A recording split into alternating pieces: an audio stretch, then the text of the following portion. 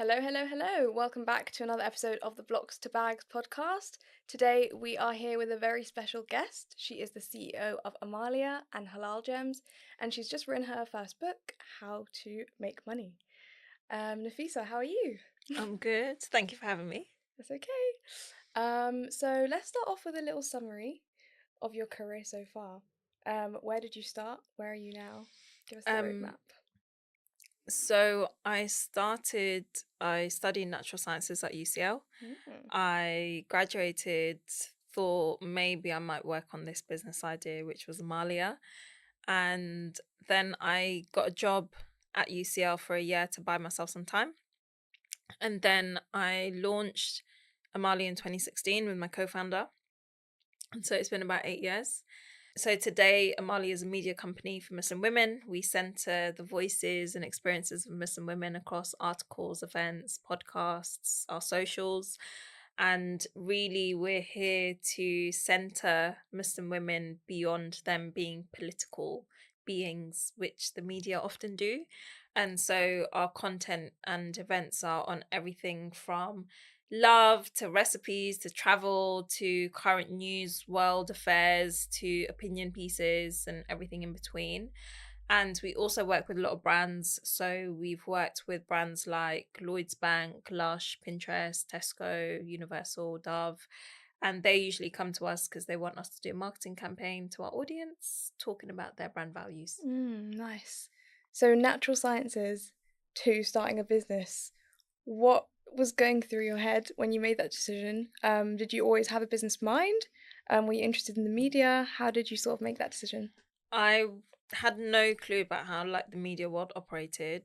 I never thought I'd start a business. I Mm. thought I would go into the corporate world or the science world even. And as an undergrad, I got really exposed to like the startup scene, the tech Mhm. scene. And I just slowly kind of started playing with the idea of Amalia. I learned to code as well. So I was thinking, okay, maybe I could build something. And then I kind of just very naively was like, let me just give it a go. Let me just see what happens. Let me give myself like 3 months.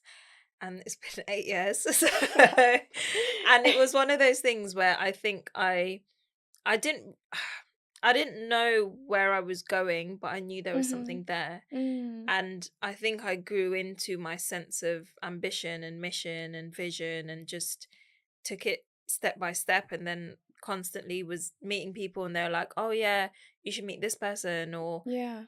just being exposed to other founders and understanding how the startup world works, how the world of investment works, how you run a company. And so then I wrote my book, which came out last year in the paperback this year. And that was about really writing the book for the younger version of me and people Mm. starting out in a similar place with no network, no real knowledge, and trying to increase the accessibility into starting a startup and making a business work. Yeah, I love that. I think that's so important what you said about not sort of having a clear goal when you started Mm, out, because as someone who's young, um, something that like stresses me out and I know stresses out a lot of my friends is like we don't know what the end goal is. mm, But I think the journey is so important. yeah, And those steps will like, lead you to finding out what your purpose and what your mission yeah, is. yeah. So like with Amalia, what sparked that idea? What did you find was missing and like, you know, what made you think that this is what I want to hone in on? Yeah. So when Amalia became a media company, we really it was realizing that there wasn't a lot of space created for Muslim women on their own terms. And often we were given the mic to talk about a hijab ban or something Islamophobic. And Mm, there's so much more, and this is where a lot of media companies like Black Ballad, Guap, Galdem have grown out yeah. of from this place of like, we need to have something on our own terms. We need to have something that recognizes us beyond that white gaze and beyond and in our entirety and in our fullness. And so I really believe in the power of communities and infrastructure for our communities. And so for me, Amalia, I see it as infrastructure for Muslim women. I see events as spaces that are very necessary for Muslim women to come together from Yeah. And I think often we're occupying so many different spaces in our lives, whether it's at predominantly at work and or in the public, that aren't for us. And so I think to ground us in our identity and ground us in a sense of confidence in ourselves, having places that are for us are vital. Yeah, I think it's definitely so important to see minority communities for more than just that they are from that minority Mm. community. And that's what I love about, yeah, like Amalia and all of the other publications you mentioned. Um, what are your thoughts on like the news world in general, how they represent minority communities and how that is evolving? Oh, there's a really good report by MCB and it's called The State of Muslims in Media. And it says there's loads of stats and they did loads of research and across mainstream media outlets. And it was something like 59% of articles associate Muslims with negativity. And I think it was 1 in 3 articles misrepresented Muslims. And I think at the moment where we're seeing a literal genocide play out in Palestine, Mm, we are seeing all of that bias, all of that racism, all of that white supremacy really magnified in the reporting in media. And I just finished a book called Fugitive Feminism, and she talks about how most of the book is about Black feminism and Black women in particular. But she talks about how there is a hierarchy of who is seen as human and who is not. And we can see that play out in the media time and time again on yeah, how people are reported on based on where they are from yeah. and how they present. And so, for example, even if we take the genocide, if you had 30,000 people die or 30,000 people get murdered in the UK, Mm-hmm, you can imagine the media reporting. mm-hmm, But because it's 30,000 Palestinians, yeah.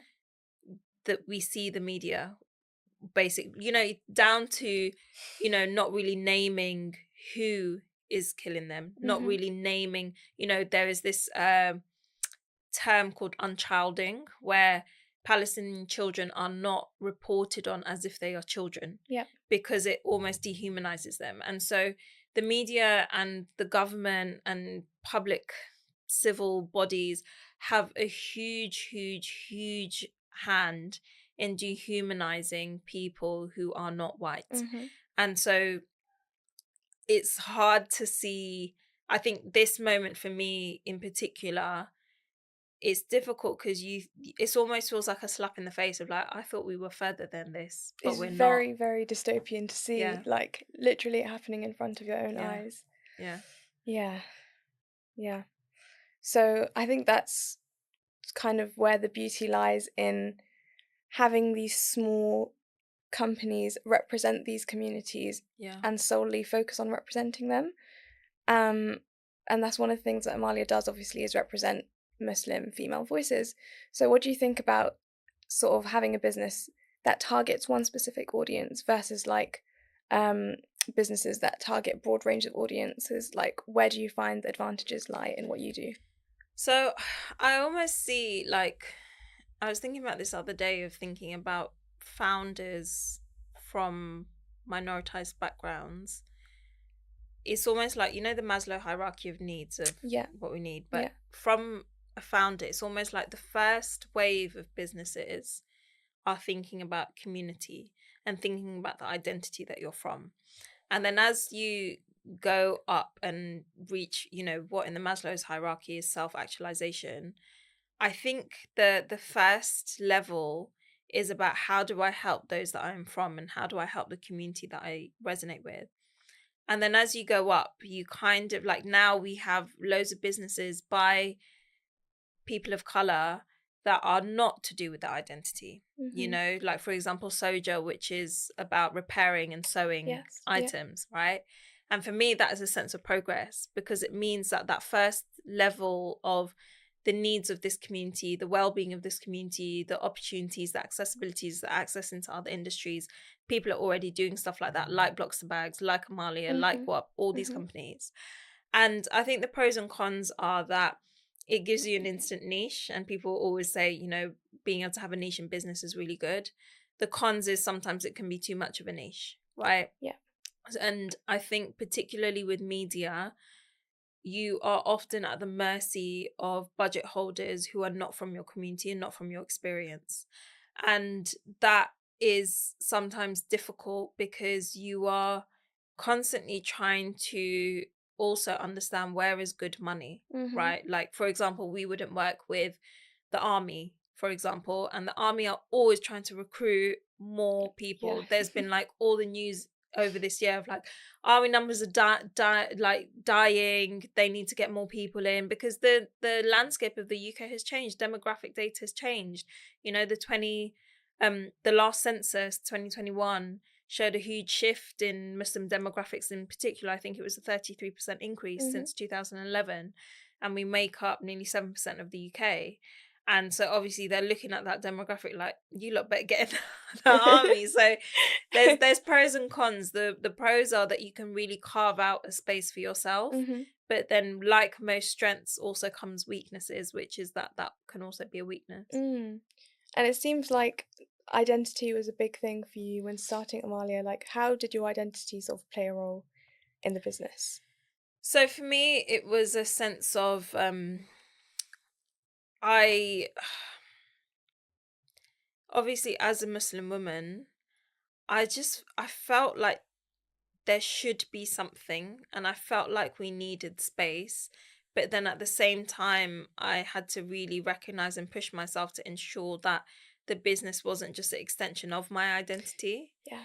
because Muslim women are not a monolith, and there are so many varied experiences and voices and things like that. So from the beginning, it was always really important to try and quickly go beyond my own voice. And in the early days, we would literally be writing the articles, we'd be writing the content. And so you had to constantly balance that.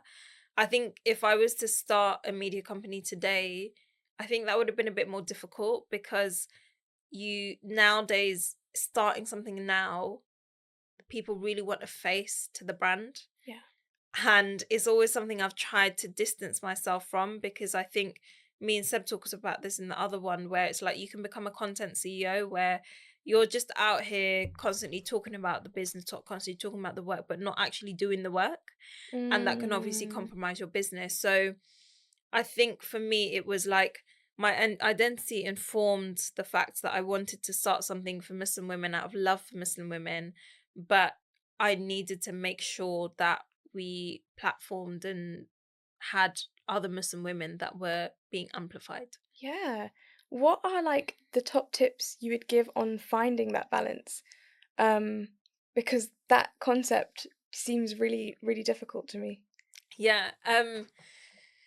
So um I think one of the things is like really making distinction of you are not the business. And I think part of this is like trying not to appear on the business socials too much, trying to Yeah. diversify that as quick as you can so that your identity doesn't become synonymous with the business. And of course, I'm one of the co-founders, I'm the CEO. There's going to be some sort of link, Mm. but it can't be that when people like sometimes I meet people, they know Amalia, but they don't know me. And I love that. That is like for Yeah. me, like it's working, you know? And I think it's thinking about you, how do you utilize your voice? So one of the ways that I utilize my socials and my brand, the one of the ways I utilize my socials and my LinkedIn and everything like that was, okay, how do we carve out a voice in the industry and the marketing and Mm. advertising industry? So that was me going around and being like, and I talk about this in the book where I talk about visibility. Visibility is really important for a business, especially if you exist in a niche. And me going round and being the spokeswoman and talking about Amali all the time and being the go-to was about bringing credibility to Amalia and bringing business into Amalia. But it's a really fine line Yeah. because you don't want the brand and the business to start and end with your identity. Mm. It's difficult because a lot of the brand's values, I mean, they do align with your own because you sort of founded it. And how do you make sure that you don't become too synonymous with your business?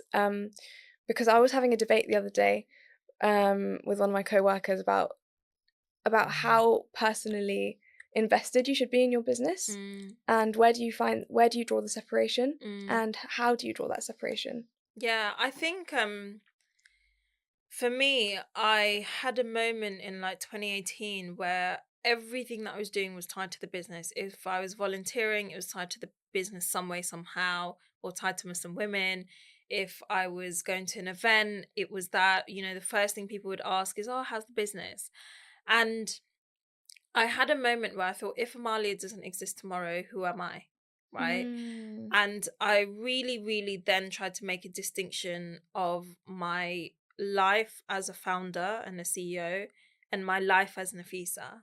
And I think one of the ways I've done that is I really guard my private life on my socials. And so usually if I'm doing something on weekends, if I'm doing something, and I would say I've become a bit looser in maybe the last 18 months, but generally I share a lot more around my hobbies, but generally I am very boundaried on what my private life is and what is things that I can share. And then secondly, I think you almost have to care less about your business, but not in a way that allows you to healthily detach, where it's not and the thing is, I can say this from a privileged point of view because I think it's difficult to have that healthy detachment when you're Yeah. starting, when it's Yeah. consuming you, when you've got to get this thing off the ground. But now I'm in a place where we have a team, we have people looking after different parts of the business. I'm able to have that healthy detachment. I'm able to pass on work to people and say, "Can you get this done?" It's not all Mm-hmm. starts and ends with, how hard I work. And I think to have that healthy detachment, you have to have other things going on in your life. And it's similar to the energy paradox where like the more you do, the more you can do. And so for me, I really try and have a lot more happening in my life outside of business. So I'm a serial hobbyist. I love hobbies. I'm doing pottery at the moment. I do taekwondo. I have so many hobbies, and I feel like that really helps me to have a distinction between Yeah. the Nafisa that runs a business versus the Nafisa who is just Nafisa. That is definitely important. I think having hobbies and just, yeah, having time outside Yeah. your career is definitely important. Um, what I'm curious, like, what made you start sharing more of your hobbies and things that you do in your life in the last 18 months? Because actually, like, I followed Amalia for a while, um, and I only found out about you recently. Yay! So goal achieved. So yeah, what made you start sharing more recently? So last year I took a 3-month break from Hmm. work, and I think for me, I really I really love to help nudge people to try and move further to a life that they want, whether that's in work, whether that's in their creativity, whether that's in just them as a person. And for me, why I love hobbies is I feel like I learn so much from them. And I'm someone who, if I learn something and if I feel like I found a cheat code, I want to share it with everyone. And so, particularly with my pottery, I feel like I learned so much through that creative process. So I'm always trying to share. Hmm. And then also with taekwondo, because one of the things that made people, I'd share like I did taekwondo here and there, but I really documented the fact that I was getting ready for one of my first fights last year. And even in that, like, I think what compels me to share is where I feel there might be a benefit for other people to see that. And so I try, for example, I have a rule where I don't share my holidays. If I go on holiday, and the thing is, I'll be on that holiday taking videos and pictures like I'm an Yeah. influencer, right? But they're for my camera roll. And so that's like, for me, I feel like me coming and sharing a holiday, there's no benefit. There might be a benefit of like, oh, this is a really nice destination. Like I did go to Senegal, and I really wanted people to be like, you should really visit Senegal. So I just did a short story series. But generally, my thing of sharing anything in my personal life is there a benefit for someone watching Yeah. this? Can this do something for them? And I know people have taken up taekwondo and martial arts from Yeah. watching my journey. People who've started pottery, people who have even like started other creative pursuits that they've been putting on the back burner because I've been sharing that pottery. So for me, I'm like, okay, my intention is that there's benefit for people watching this, and if there's not benefit, and don't get me wrong, I will definitely share the odd selfie and things like that, which have no benefit except to my ego. Yeah. But it's not the dominant thing that Yeah. I try and share on my socials. It's not what people know you for. Yeah, exactly. I love that, because I actually, like, this summer I was like just taking a break from social media. I was like, why am I actually here? Like, what am I doing here, and what is the purpose? So I love the idea of sort of doing it to benefit others. How long have you been doing pottery for, by the way? Since last June. Wow. Yeah. That is fun. Yeah, I've definitely wanted to have a dabble in it after, like, seeing the Galentine's event and stuff with Amalia, seeing things going on. More on the business side of things, I kind of have a background in journalism. How did you find kind of merging the business and media world? I know you sort of said you didn't have a clue about the media world. Yeah. So how did you find mixing the two and learning about them?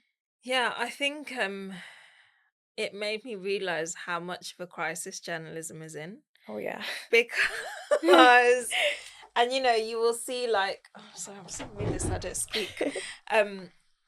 Like, for example, you'll see, there's been an absolute exodus of media companies over the last few years, and media companies are really struggling, right? Like, and not really media, but journalism, and that is really affecting what gets reported, how it gets reported, and all of that. And so it really opened my eyes into how difficult it is for good journalism to be out there, and how that then affects our perception of what we're told, what we read, what we see. Yeah. And I think for us, I would love to do more journalism, but it's very difficult to make that commercially viable for us. And so for us, when we were starting out as a media company, it was understanding, what does media mean, and what is the best way that we can use our platform in a way that is impactful, in the way that is there for Muslim women, but in a way that crucially is commercially viable. And for me, it made me understand the trade-offs that you're making. If we were to be purely a news organization for, say, Muslim interest news, there's no way we would have survived. There's no way, unless we had, like, some big philanthropic billionaire donor who was like, listen, take all the money and just do it. Which, some people, that's how they run their organization. But for me, it was really important to be able to build infrastructure that was going to be sustainable, that was going to be commercially viable.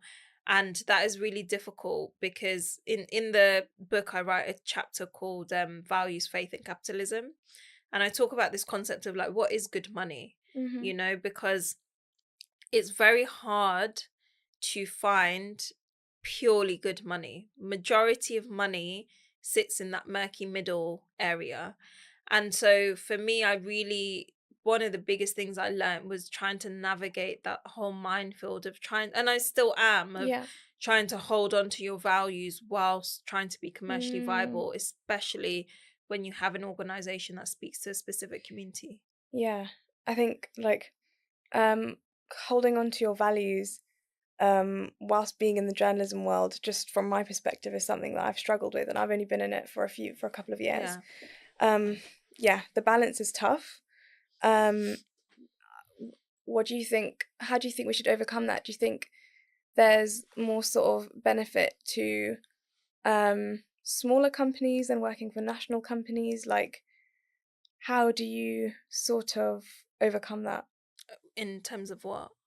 In terms of keeping your values, but also being in the business world, also being in the journalism world. As a journalist? As a journalist, as a business person?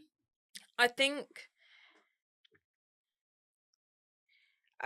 it's really hard, because, like, I think I also know journalists who are people of color, women of color, Muslims, and it is rough. It is rough within mainstream journalism, especially now. Yeah, more than ever. It's very difficult. And I think that the fact that you have so many talented, especially talented Muslim women who are freelance journalists, is Yes. a byproduct of hostile newsrooms, and is very difficult. And I think that becomes, it's a mode of survival. Is if I can't exist in the hostile newsroom, I'm going to exist outside of it as a freelancer.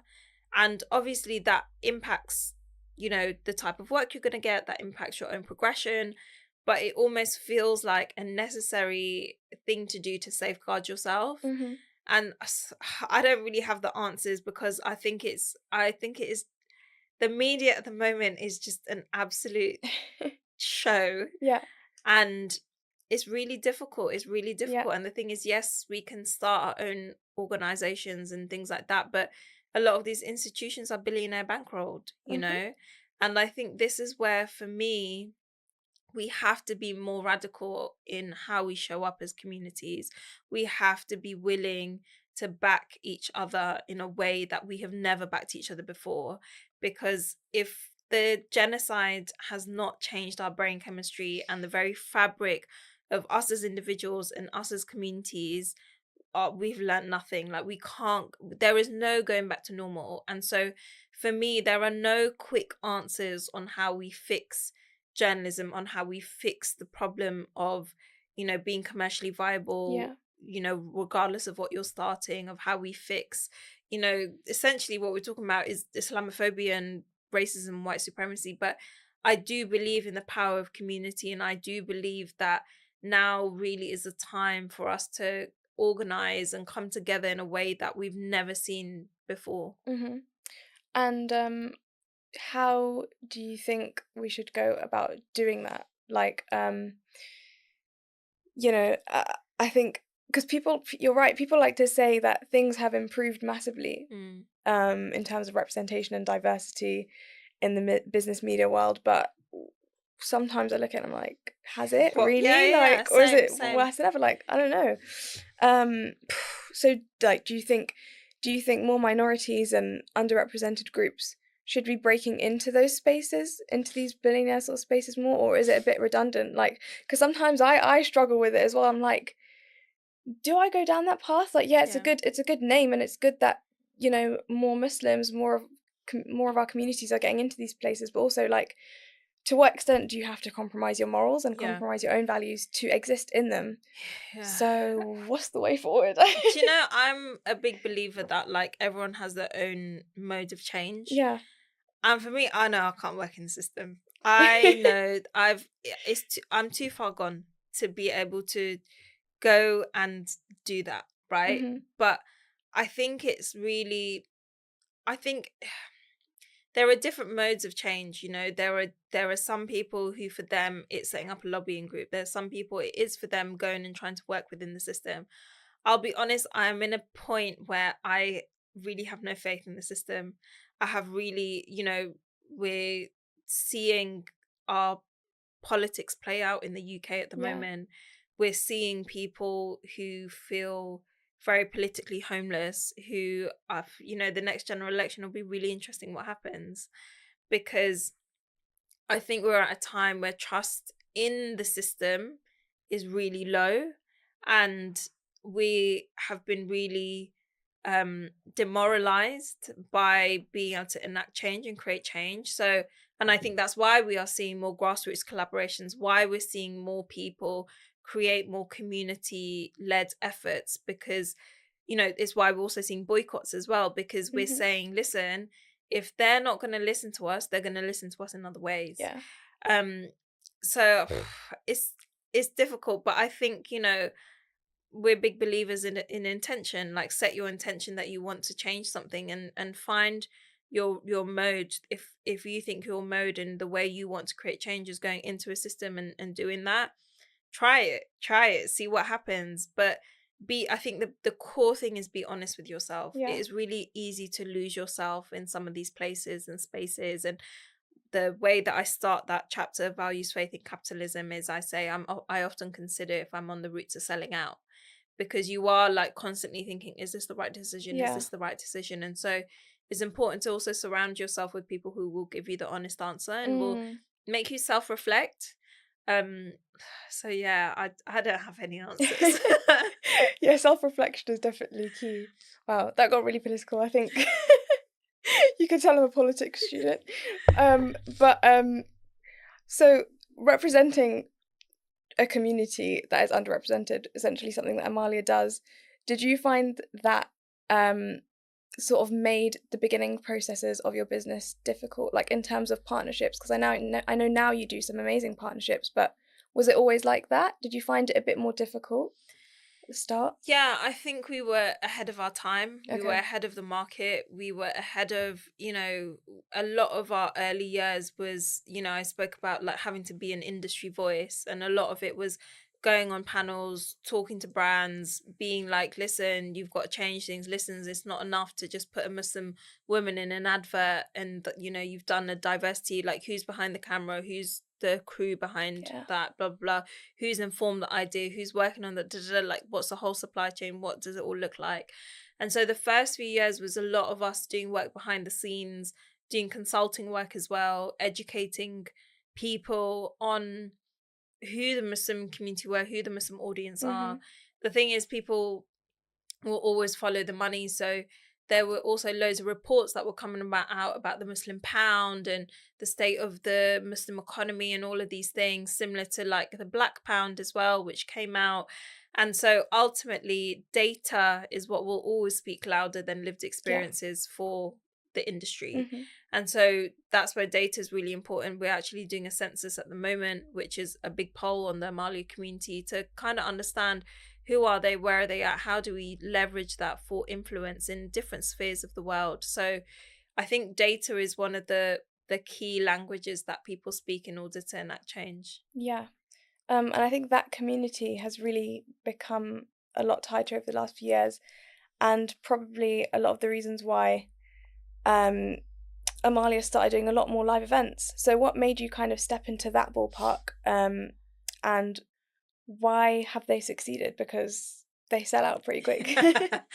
I think people, once you cross over from education into the world of work and adulting, it's really hard to find your tribe. It's really hard to find your crew.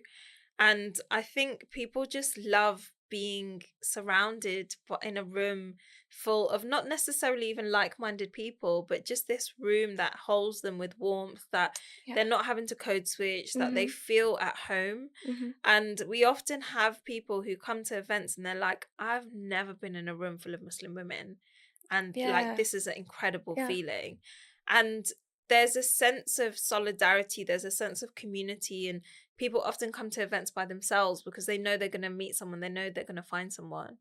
And so I really wanted, and I really believe that infrastructure for communities builds resilience in those communities and builds strength in those communities.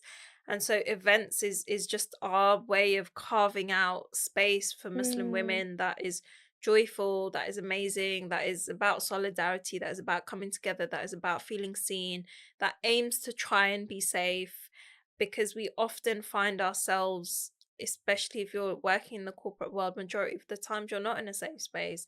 Majority of the times you're having to hide parts of your Yeah. identity. And so I think that literally does something to your brain and your soul and how you move through the world. Mm. And so I think if you can create spaces where people feel their best self, that Yeah. then means so much on about what they go on to do. Mhm. I love that. I'll definitely be at the next book club. And speaking of books, um, how did you decide that writing a book was the next sort of path for you? um for me, the publisher approached me to write the Yeah. book, and they approached me a couple of times, and then I decided it was the right time because we were far enough in the business journey. And I really wanted to, again, similar to my socials, is I just wanted to be of benefit to other people, to people who might not think of themselves as for this journey. And I say that because I never did. I never was someone who's like, oh, I'd love to have a business. I very much just was like one step, two step, three step, okay, we're here. Yeah. And I wanted to be able to make the concept of starting a business and making it work something that was very accessible, something that almost like held people's hands through the journey, but was also very honest. And that's a feedback that I get a lot of, like, the book is very honest, but it also feels accessible, where people feel they can do it, they can go and start a business. And I met someone and she said she just picked up the book just to read it because she'd followed me online. And she said, I used to work in corporate America and had no intention of starting a startup. But then she read the book, she quit her job and she joined a startup. And so for me, it's about, again, that nudge factor of how do I use what I know, what I've learned, to help nudge other people to maybe live a different version and something that they didn't see for themselves. Nice. And do you have any other exciting projects coming up that you want to share? We do, some which I can't share. So you're just gonna have to stay tuned. Stay tuned. But Ramadan's coming up, so we've got more events, we've got loads of exciting brand partnerships happening as well, which we're really excited about. But yeah, for big news, stay tuned. Ooh, I love that. Okay, well, it has been amazing with you today. Thank you for having me.